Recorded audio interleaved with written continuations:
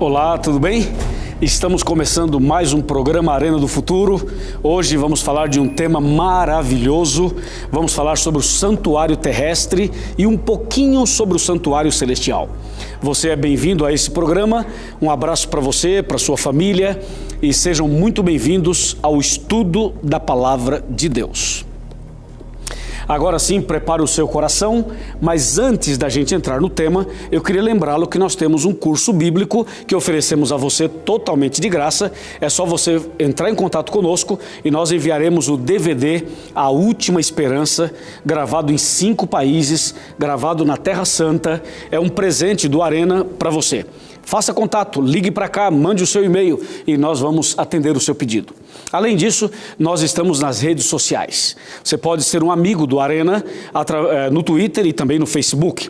No Twitter, você já sabe, é @Arena do Futuro. No Facebook, facebook.com/Arena do Futuro. E nós temos um blog que está cada dia mais impressionante, é o blog mais bonito que eu conheço. É o blog do Arena. Quer conferir? Entra lá. Você entra no site da Novo Tempo, novotempo.com/Arena do Futuro e você vai ver vídeos, textos, mensagens. Você vai poder interagir conosco e ainda levar essa mensagem a outras pessoas. Você é meu convidado para ser nosso amigo nas redes sociais. Tá bom? Agora sim, Bíblia na mão, Jesus no coração, vamos estudar a Palavra de Deus. Hoje eu estou recebendo aqui no Arena uma pessoa que veio nos visitar do Paraná. Ela veio do Paraná e tem toda uma história por trás da sua visita e talvez eu conte um pouco da história dela no programa de hoje. É a irmã Elza, está aqui com a gente. Seja bem-vinda, irmã Elza. Deus abençoe a senhora, o seu marido, a sua filha e toda a sua família. E assim como a irmã Elza que está aqui, eu sei que você está aí sentado com a Bíblia na mão, prontíssimo para estudar comigo sobre o santuário. Nós vamos então abrir a Bíblia Sagrada agora e vamos analisar a mensagem bíblica sobre o santuário. Vamos abrir a palavra de Deus no livro de Êxodo. Já estou abrindo a minha Bíblia aqui no livro de Êxodo. Êxodo capítulo 25, nós vamos ler o versículo 8. Repetindo, Êxodo 25, versículo 8. Está escrito assim: E me farão um santuário para que eu possa habitar no meio deles. Uau! É um verso pequeno, mas ele é muito significativo, não acha? Deus apresenta aqui essa frase: e me farão um santuário para que eu possa habitar no meio deles. Para você entender esse versículo, é preciso entender o que vem antes. Veja, Deus criou o homem e a mulher e Deus os fez perfeitos. Adão e Eva eram perfeitos. E a comunicação entre Deus e o homem era face a face, era pessoalmente, como nós podemos conversar com um amigo ou com alguém da família. Acontece que um dia o homem pecou, o homem se afastou de Deus e pecou. E depois do pecado, o homem não pôde mais ver a face de Deus. O homem apenas ouvia a voz de Deus, somente ouvia. E depois, com o passar do tempo, o homem não ouvia mais a voz de Deus. O pecado foi afastando o homem cada vez mais de Deus e chegou a um ponto que o profeta Isaías menciona a situação caótica do ponto de vista espiritual do ser humano. Veja aqui Isaías 59, versículo 2. Observe. Mas as vossas iniquidades fazem separação entre vós e o vosso Deus, e os vossos pecados encobrem o seu rosto de vós para que vos não ouça. Você viu isso? Para que vos não ouça. Então o pecado tornou-se uma parede, assim, uma separação, para não ver a Deus e para não ouvir mais a Deus. Então hoje, infelizmente, a gente não pode ver a Deus e a gente não pode ouvir audivelmente a voz de Deus por causa do pecado. Então, já que o pecado separou e afastou o homem de Deus de uma maneira tão terrível e tão cruel, Deus, na sua infinita bondade, Deus, no seu infinito amor para com o ser humano, orientou a Moisés que fizesse um santuário. Deus disse, me faça um santuário e eu habitarei no meio deles. Em outras palavras, essa construção de um santuário era uma forma divina de continuar no meio do seu povo. Apesar de que o ser humano não poderia mais vê-lo e nem sequer ouvi-lo e nem sequer tocá-lo, Deus ainda assim queria continuar no meio do seu povo e por isso mandou fazer um santuário. Esse santuário que Deus mandou fazer é um santuário que tem características do santuário celestial. Na verdade, o santuário terrestre era uma cópia, era uma réplica do santuário celestial. E para você entender isso melhor, eu vou lhe mostrar dois versículos. Dois versículos que confirmam a ideia de que o santuário terrestre era ou foi construído e inspirado no santuário que tem no céu. E o primeiro texto que eu vou mostrar sobre isso é o que está no livro de Êxodo. Êxodo capítulo 25. Abra sua Bíblia outra vez. Êxodo capítulo 25, versículo 9. Observe. Segundo tudo o que eu te mostrar para modelo do tabernáculo e para modelo de todos os seus móveis, assim mesmo o fareis. Entendeu? Você talvez não entendeu muito bem, eu vou ler outra vez. Olha, segundo tudo o que eu te mostrar. Então Deus está dizendo assim, eu vou te mostrar um santuário, eu vou te dar uma visão, você vai ver um santuário que vai ser um modelo, e baseado nessa visão, nesse santuário, você vai construir um outro aí na terra. Por isso Deus mostrou a Moisés um santuário como modelo, diz o verso aqui, de capítulo 25, verso 9, do livro de Êxodo. O outro texto para confirmar essa ideia está no livro de Hebreus. Vamos abrir a Bíblia Sagrada no livro de Hebreus. Eu estou abrindo minha Bíblia aqui de verdade, você pode abrir a sua também. Hebreus capítulo 8, versículo 5. Olha que versículo incrível esse aqui. Os quais ministram em figura e sombra das coisas celestes. Assim como Moisés, divinamente instruído, quando estava para construir o tabernáculo, pois diz ele, vê que faças todas as coisas de acordo com o modelo que te foi mostrado no monte. Percebeu? De acordo com o modelo que te foi mostrado no monte. Então lá na montanha, Deus deu uma visão a Moisés e falou, Moisés, eu vou lhe mostrar o santuário celestial. Esse é o modelo. Faça um santuário na terra igual a este que eu estou lhe mostrando. Então, meus amigos, nós podemos crer que lá no céu existe um santuário.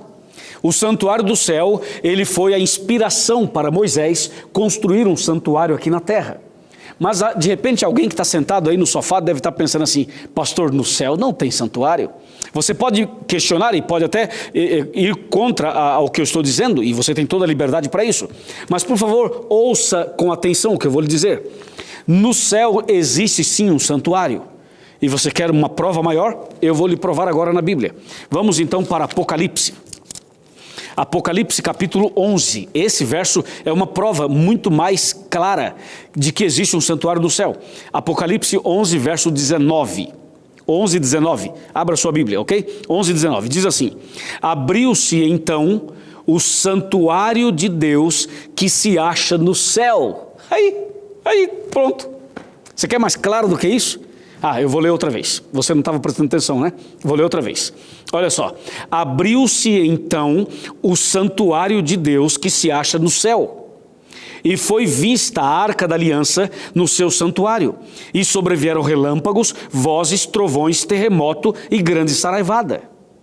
Viu? No céu tem um santuário.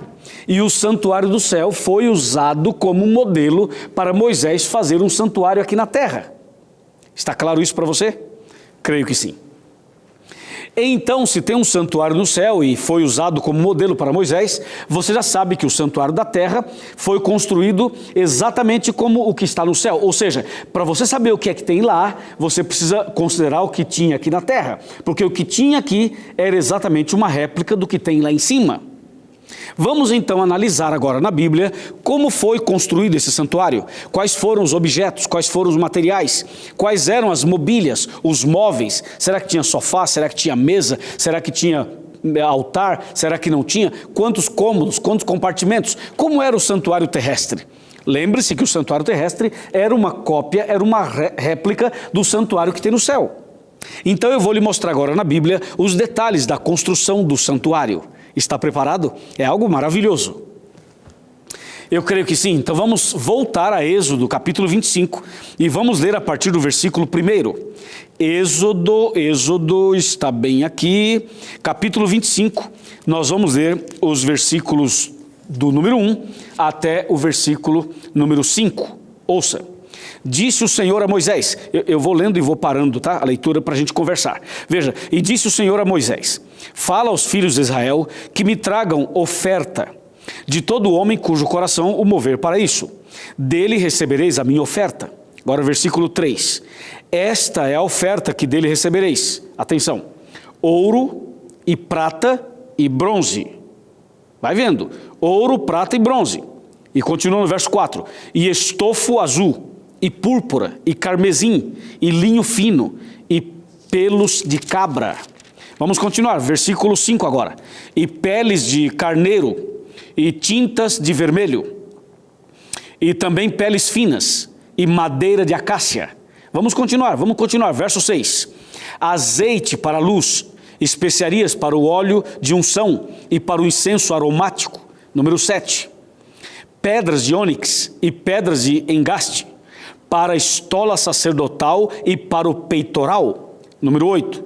E me farão um santuário, para que eu possa habitar no meio deles.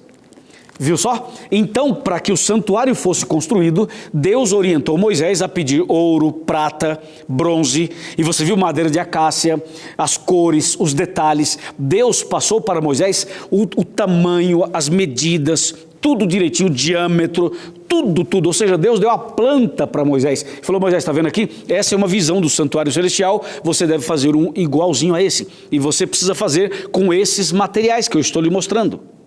E Moisés recolheu todo o material, todas as ofertas, e então liderou e construiu o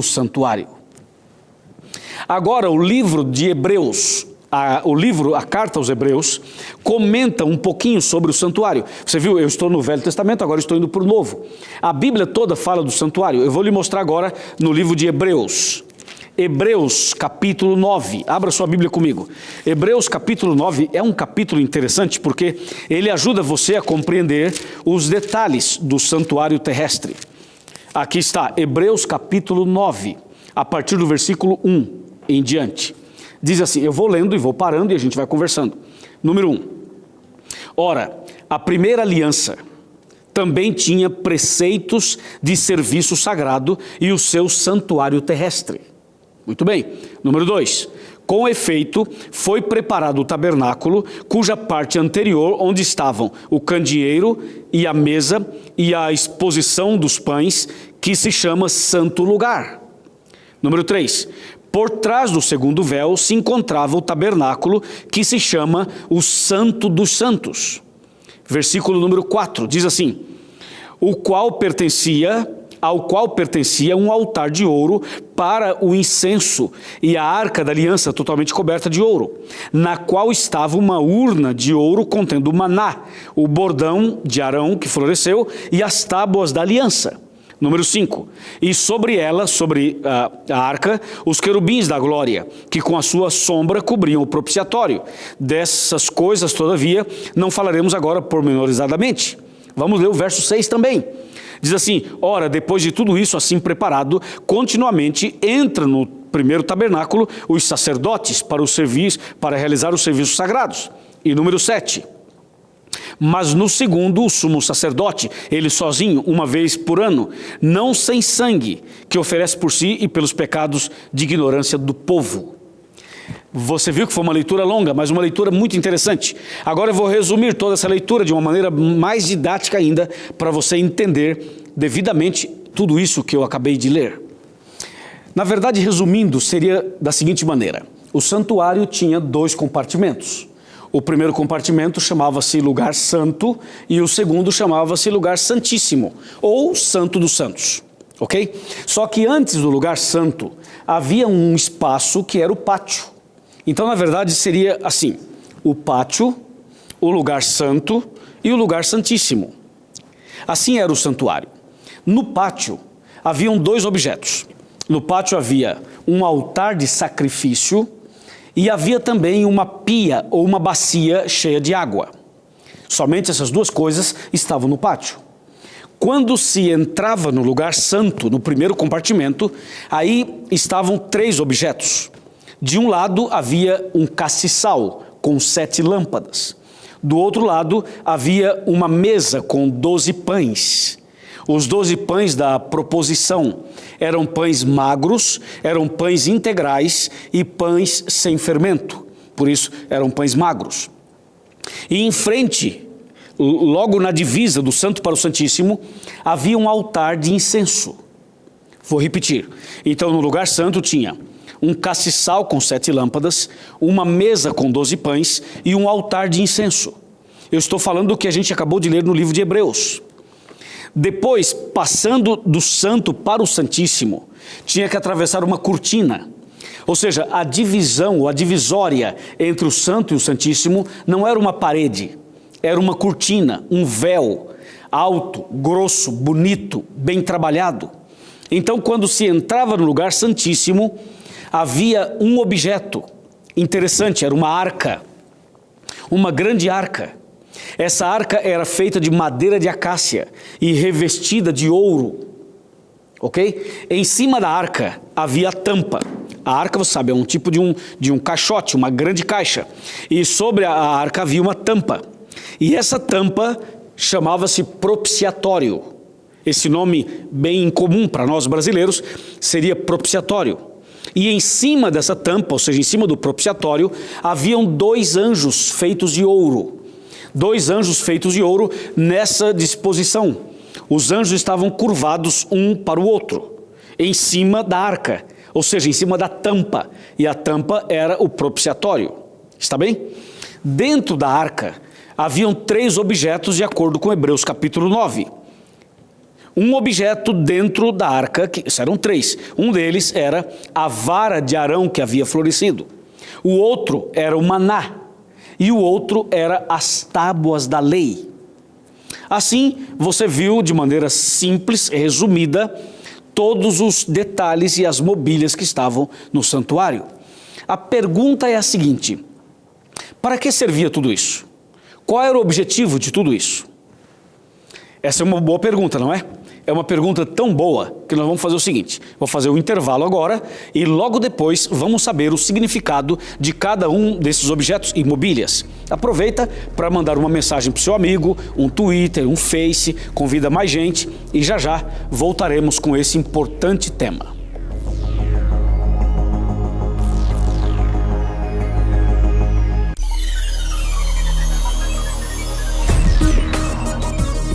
Muito bem, já estamos de volta com o programa Arena do Futuro para o segundo bloco do tema O Santuário. Esse é um tema fascinante, é uma bênção de Deus porque você vai entender como nunca o plano da salvação. Vamos continuar agora sabendo o significado de cada mobília, de cada objeto que havia no lugar santo, no Santíssimo e também no pátio. Está preparado? Vamos lá então. Vamos começar pelo pátio, ok? Aliás, antes de começar pelo pátio, eu preciso explicar uma outra coisa que ajuda você a entender melhor todo o contexto do santuário. Ocorre o seguinte: logo que Adão e Eva pecaram, lembra que no primeiro bloco nós mencionamos que antes do pecado a comunicação entre Deus e o homem era face a face. E depois do pecado o homem só ouvia a voz de Deus e muitos anos depois já não ouve mais a voz de Deus. Pois bem, quando Adão e Eva pecaram, Deus matou um cordeiro e esse cordeiro que foi morto lá no Jardim do Éden foi utilizado como um símbolo, como um tipo do Cordeiro de Deus que viria tirar o pecado do mundo. E Deus usou a pele daquele cordeiro para fazer uma roupa para Adão e uma roupa para Eva, uma vez que após o pecado, Adão e Eva tentaram cobrir os seus corpos através de folhas de árvores, folhas de figueiras. Então Deus tirou aquelas folhas de figueiras e Deus os vestiu, os cobriu com a pele do cordeiro. Tudo isso é muito significativo, tudo isso tem um significado bíblico, teológico muito interessante. Porque, na verdade, aquele cordeirinho que foi morto no Jardim do Éden já era um símbolo de Jesus Cristo, que um dia viria morrer pelo homem. Então agora nós precisamos colocar para você um quadro para você entender o significado do santuário. Olha só essa explicação a respeito de... É como se fosse um quadro, mental mesmo, não há nenhum problema. Você vai entender facilmente. O quadro é o seguinte: imagina você uma linha uma linha do tempo, desde Adão até os nossos dias. Antes de Cristo, as pessoas, para serem perdoadas, as pessoas, para serem salvas, elas precisavam crer no Cristo que viria. Havia a promessa da vinda do Cordeiro, ok? Então, antes de Cristo, as pessoas olhavam para o futuro e elas tinham que ter fé no Cordeiro de Deus que viria tirar o pecado do mundo, em Jesus Cristo, ok? Hoje, em nossos dias, nós temos que olhar para o passado e nós temos que ver e crer e ter fé no Cordeiro que já veio. Então, é uma diferença interessante. Você pode olhar aqui para a minha mão, por favor. Veja, antes de Cristo, as pessoas tinham que crer no Cristo que viria. E hoje, depois de Cristo, nós temos que crer no Cristo que já veio. Eu pergunto, o que é mais difícil, crer naquele que vem ou crer naquele que já veio? E você poderia responder, pastor, eu acho que é igual, e realmente é igual. Outro ponto interessante é que a salvação sempre foi pela graça, mediante a fé. A salvação sempre foi pela graça, antes de Cristo e depois de Cristo. Pela graça, mediante a fé. Ou seja, antes de Cristo, eles tinham que ter fé no Cristo que viria. Estou repetindo para você não esquecer. E hoje nós temos que ter fé no Cristo que já veio. Sempre é a salvação pela graça, mediante a fé. Ficou claro isso para você? Porque algumas pessoas acham que antes de Cristo, a salvação era pela lei, e depois de Cristo é pela graça. Eu já ouvi vários evangélicos e pentecostais e cristãos em geral acharem isso. Tem muita gente que fala assim, não, antes de Cristo era pela lei, agora é pela graça. Não, nada disso. Nunca foi pela lei, sempre foi pela graça. A salvação é pela graça, mediante a fé. Esse é um ponto claro na palavra de Deus. Muito bem, então você entendeu esse contexto. Agora veja, antes de Cristo morrer na cruz, como as pessoas poderiam ter fé no Cordeiro de Deus que viria? Como elas poderiam ter fé no Cristo que viria? Qual era a referência? Qual era a explicação? Qual era a aula? Qual era a classe? Qual era o ensinamento? Então foi aí, dentro desse contexto, que Deus mandou construir o santuário. O santuário era como uma escola.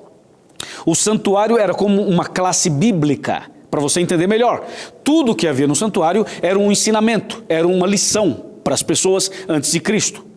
Tudo que havia naquele santuário apontava para Jesus que viria. As pessoas observavam cada objeto do santuário e elas entendiam claramente que aquilo ali representava Jesus Cristo, o Cordeiro de Deus, que viria um dia morrer na cruz para salvar a humanidade.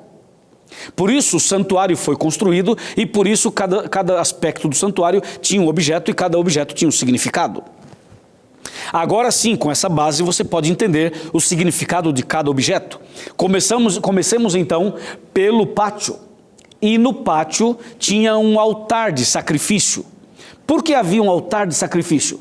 Porque o pecador arrependido, ele tinha que buscar um cordeiro, um animalzinho, sem mancha, sem defeito, um animalzinho normal, perfeito.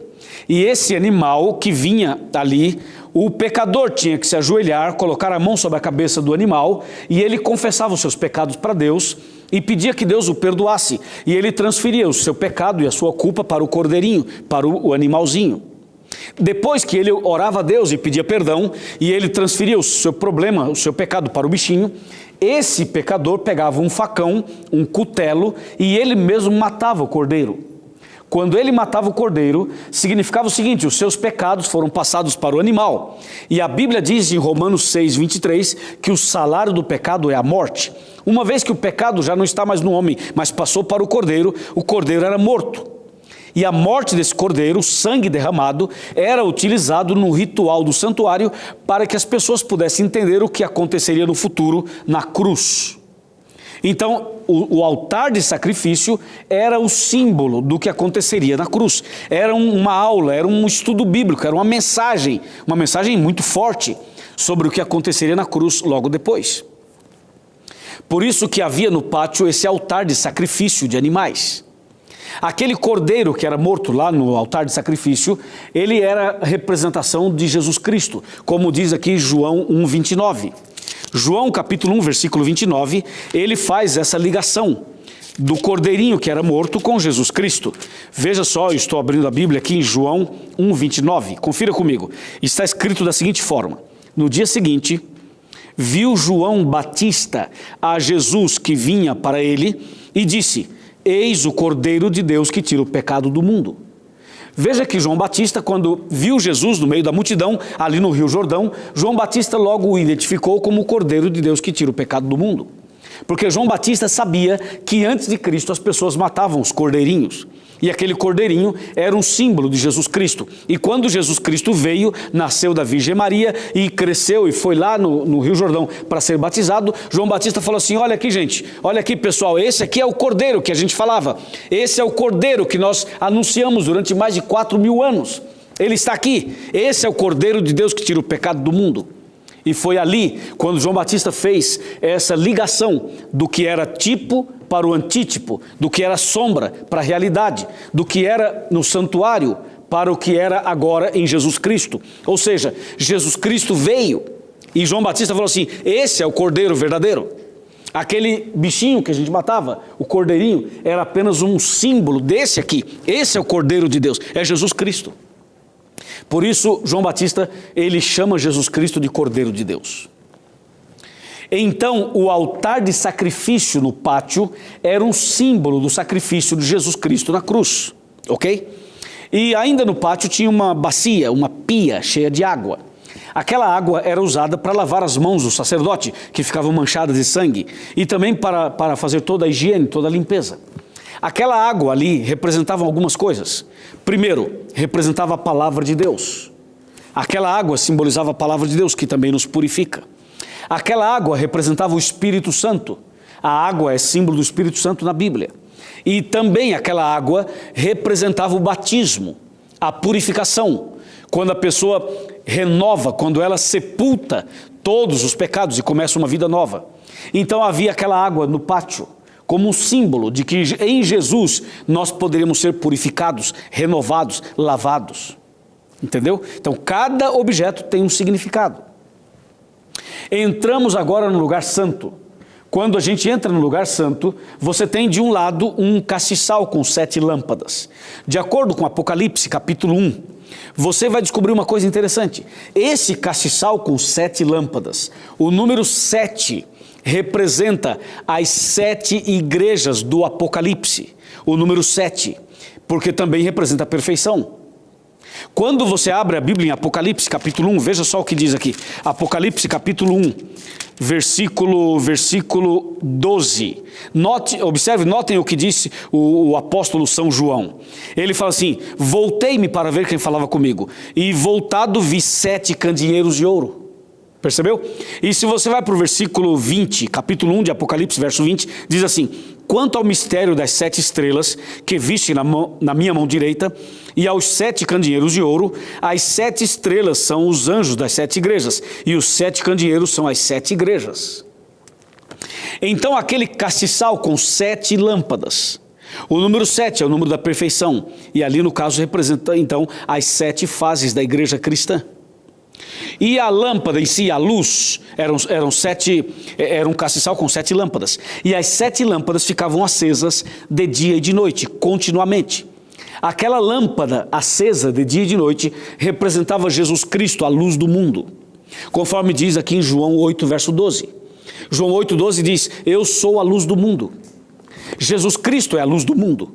E o fato daquelas luzes estarem acesas ou ficarem acesas dioturnamente era um símbolo de Jesus Cristo, que seria a luz do mundo para todos nós. Entendeu? Quando você vai por outro lado do lugar santo, você vê uma mesa com 12 pães. Essa mesa com 12 pães, o número 12 tem 2 significados. O primeiro significado é que o número 12 representava as 12 tribos de Israel. E também o número 12 representava os 12 apóstolos de Cristo. E o fato de ser pão, eram 12 pães. O pão em si era um símbolo de Jesus Cristo. Em João 6,48, Jesus disse: eu sou o pão da vida. Por isso aquele pão representava Cristo. E o fato do pão ser um pão da proposição, um pão sem fermento, é porque o fermento na Bíblia é símbolo do pecado. E o pão sem fermento significava que aquele pão representava Cristo e Cristo nunca pecaria, como de fato não pecou. Por isso tinha um pão sem fermento. E por isso eram 12 pães. O pão era Cristo, e o número 12, as 12 tribos de Israel e, consequentemente, os 12 apóstolos. Ok? Acho que está ficando claro para você o significado de cada objeto do santuário. Mas ainda no lugar santo nós temos um altar, é o altar de incenso. O altar de incenso, de acordo com Apocalipse capítulo 5, representava as orações dos cristãos, não somente dos cristãos, as orações dos servos de Deus, poderíamos assim dizer. As orações e o culto, quando nós fazemos um culto a Deus, nós estamos elevando a Deus algo como um aroma suave, como um cheiro suave. Toda vez que você canta hinos para Deus, todas as vezes que você lê a Bíblia e você faz orações, você está elevando a Deus um culto, um aroma, um cheiro suave. Por isso tinha aquele altar com aromas especiais. Esse altar que estava no lugar santo, antes do véu, esse era o altar de incenso, que representava a adoração do povo de Deus, representava as orações dos servos de Deus. Tudo isso estava no lugar santo. Agora vamos entrar no lugar santíssimo. E quando nós entramos no lugar santíssimo, depois do véu, nós vemos então uma arca, a arca da aliança. Ou, se você preferir, a arca do concerto, é a mesma coisa. Essa arca da aliança, a arca do concerto, era muito interessante. Primeiro porque ali na arca, dentro da arca, tinham 3 objetos. Tinha a vara de Arão que floresceu, tinha o maná e tinha as tábuas da lei. Mas antes de falar dos 3 objetos, eu queria chamar a sua atenção para a tampa daquela arca. Lembra que a tampa tinha um nome, o nome era propiciatório. E esse nome propiciatório, dado a essa tampa, sobre ela haviam 2 anjos querubins feitos de ouro. Porque exatamente entre os 2 querubins, em cima da arca, em cima do propiciatório, ali era o lugar que Deus se manifestava. Deus se manifestava ali uma vez ao ano. E o dia em que Deus se manifestava ali, era o dia conhecido como Shekinah. Aquela presença de Deus era o Shekinah, ou seja, a presença de Deus. E aquele dia era também o dia da expiação. Interessante tudo isso, o dia da expiação. E os 3 objetos representavam o quê? Aí está a pergunta. Os 3 objetos dentro da arca significavam o quê? E como e quem poderia entrar no Santíssimo e também no Santo? São perguntas importantíssimas que serão respondidas logo depois do intervalo, ok? Daqui a pouco eu volto para continuarmos este importantíssimo tema. Até já.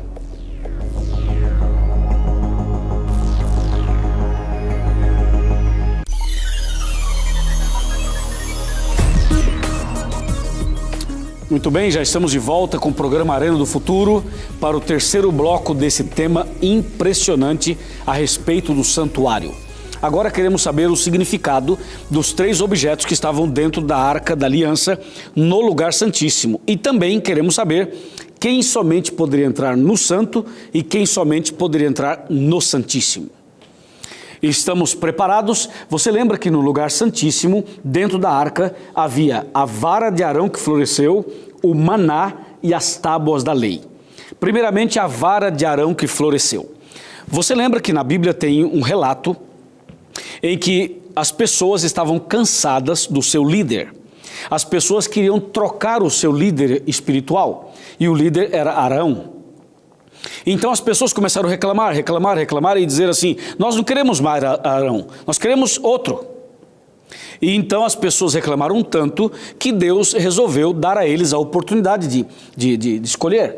E cada um pegou o seu cajado, os possíveis candidatos à liderança espiritual, eles usavam normalmente um cajado, era comum naquele tempo cada pessoa andar com um cajado. E na ponta do cajado cada um escreveu o seu nome, os candidatos colocaram o seu nome. E Deus pediu que eles colocassem o cajado, a vara, no chão e fossem dormir. E no dia seguinte, a vara que amanhecesse florida, seria então o dono daquela vara, o dono daquele cajado, o escolhido para ser o líder espiritual. Então todos fizeram isso, os que eram candidatos foram dormir no dia seguinte. Quando eles foram olhar, a vara de Arão tinha florescido. Deus estava dando um recado e dizendo: vocês querem trocar o líder, mas eu não quero. Eu quero que Arão continue sendo o líder espiritual. Nem sempre a voz do povo é a voz de Deus, você percebeu? Tem gente por aí que acha que tudo que o povo diz é a voz de Deus. Nem sempre. Nesse caso, Deus sim mostrou qual era o líder que ele queria. Deus estava dizendo: esse é o caminho, é com essa pessoa que eu quero coordenar o meu povo.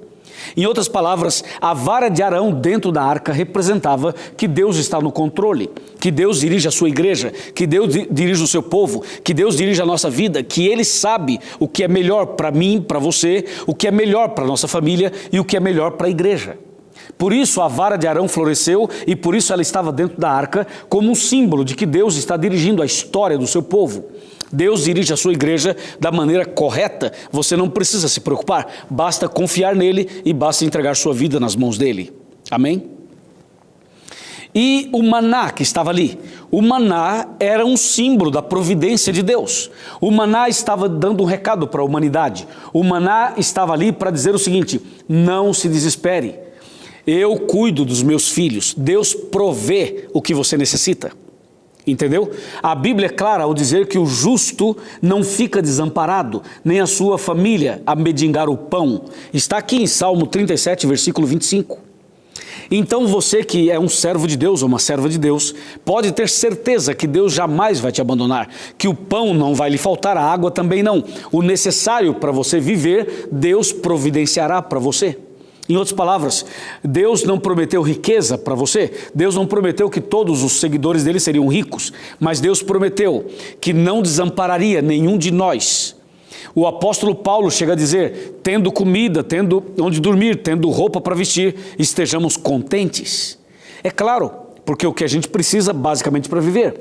A mensagem do maná era essa. A mensagem é o seguinte: eu não te desampararei nunca, eu estarei com você todos os dias. E Deus ainda manda outro recado para você, meu irmão. Deus diz assim: aquietai-vos e sabei que eu sou Deus. Quando ele fala aquietai-vos, sabei que eu sou Deus, ele está dizendo o seguinte: fique tranquilo, apenas seja fiel a mim, apenas ande comigo e deixa comigo que eu controlo as coisas para você.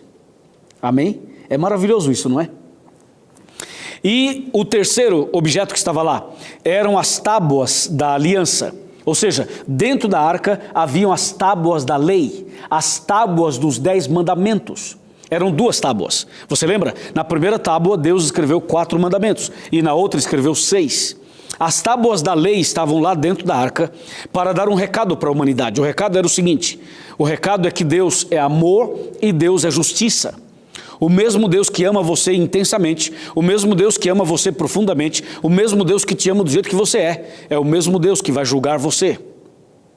Ou seja, a lei de Deus, os 10 mandamentos, é uma lei de amor, mas é uma lei de justiça. Todos os seres humanos serão julgados baseados nesta lei. A lei de Deus será a norma do juízo final. Por isso aqui no livro de Tiago, na carta do apóstolo Tiago, ele menciona de maneira muito clara essa verdade. Veja aqui Tiago capítulo 2, versículo 12. Versículo 12 e versículo 13.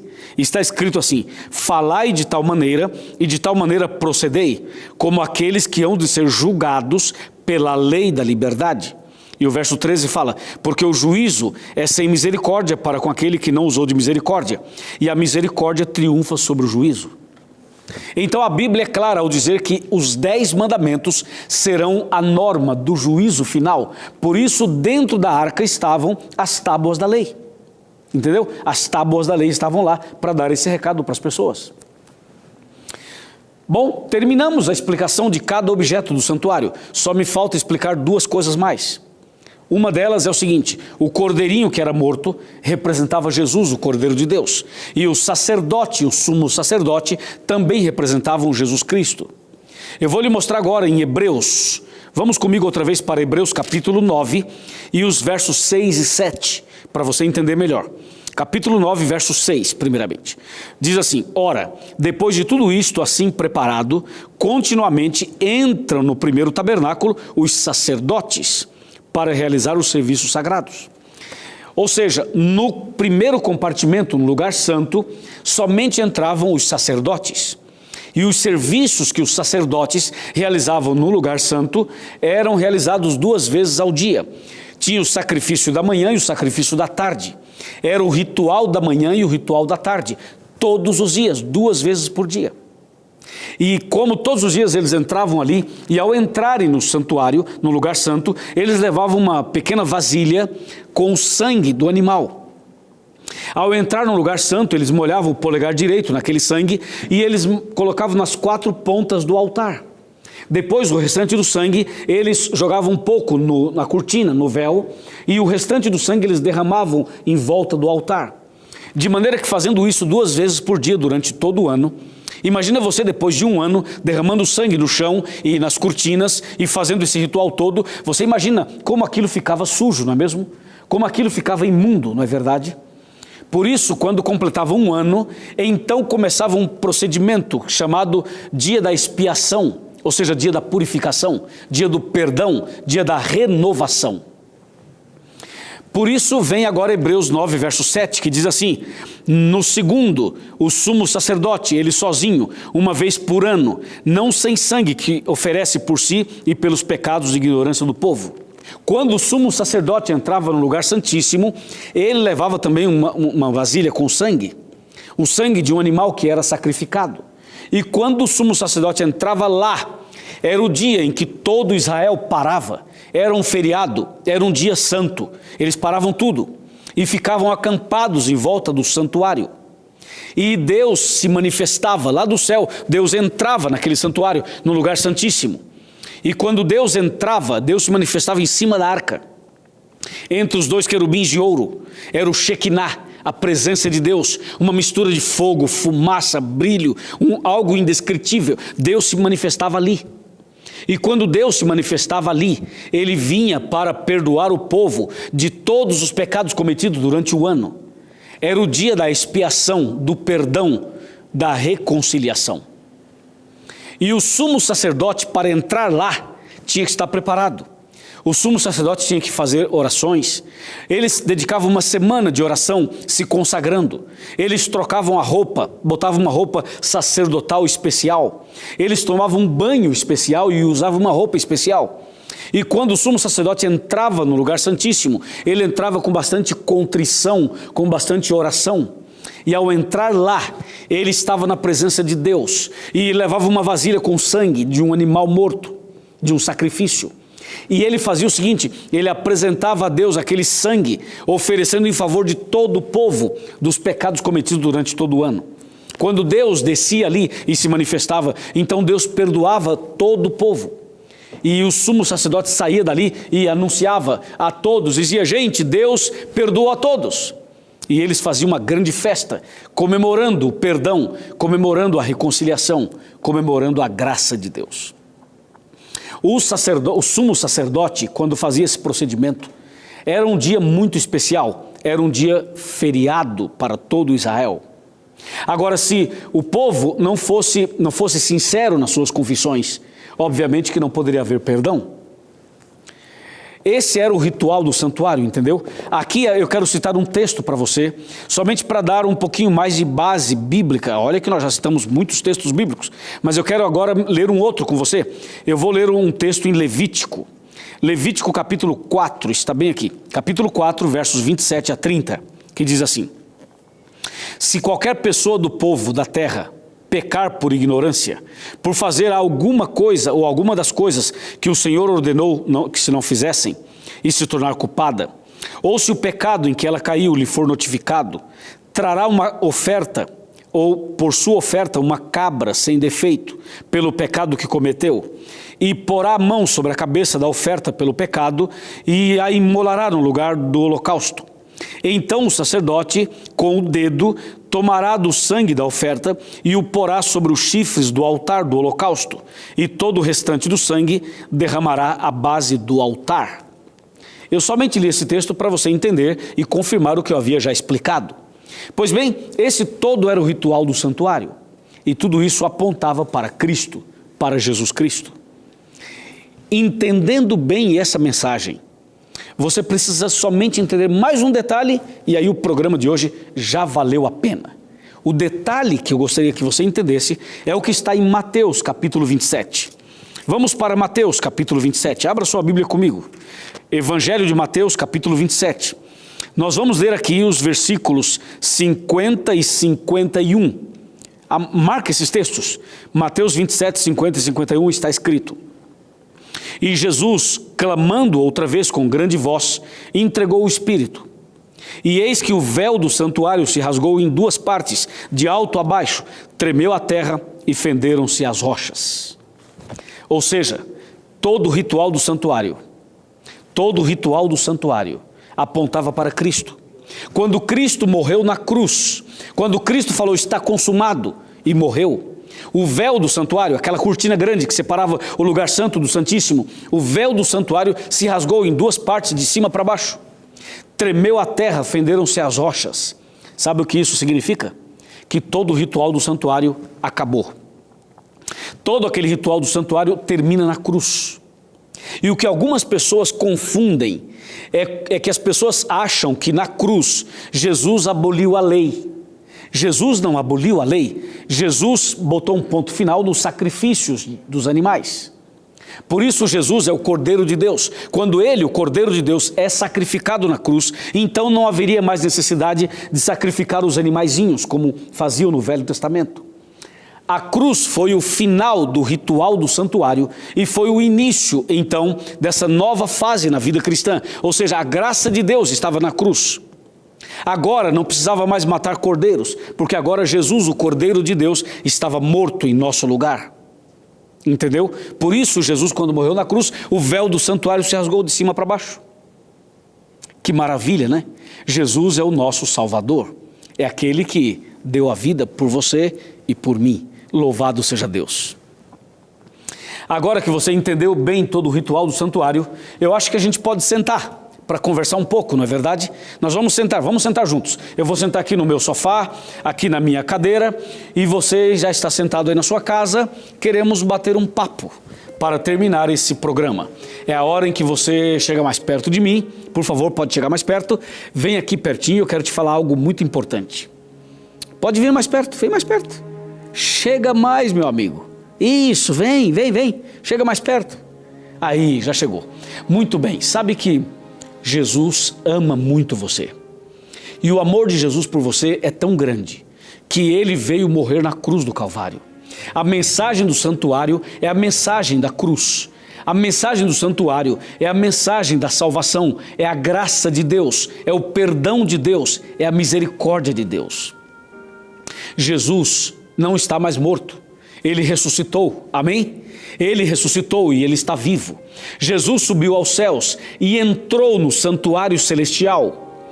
Somente que, de acordo com a profecia de Daniel 8,14, a profecia das 2.300 tardes e manhãs, Jesus deveria sair do lugar santo e passar para o Santíssimo. E isso já aconteceu. Hoje, por exemplo, Jesus está no lugar santíssimo do santuário celestial.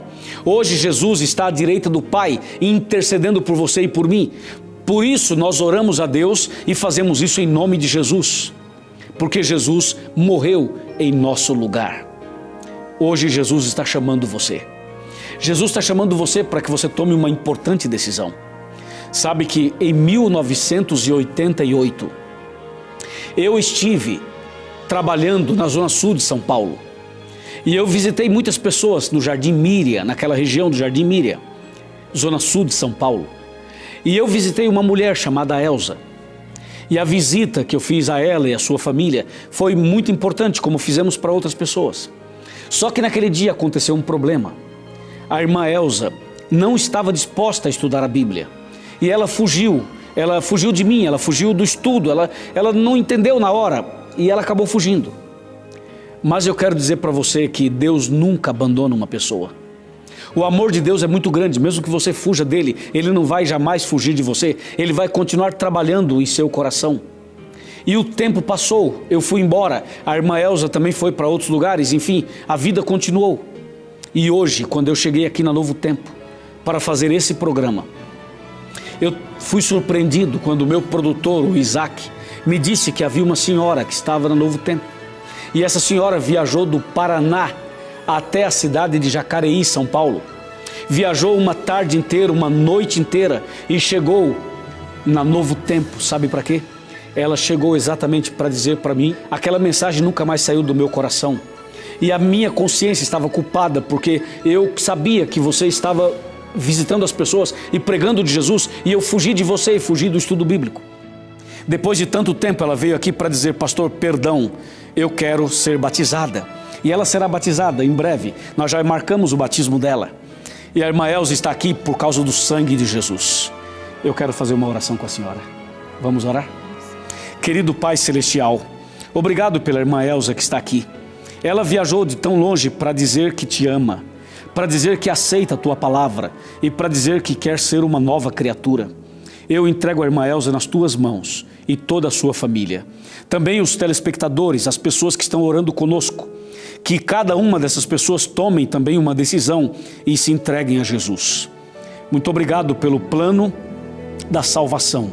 Muito obrigado por tua graça e misericórdia. Em nome de Jesus. Amém.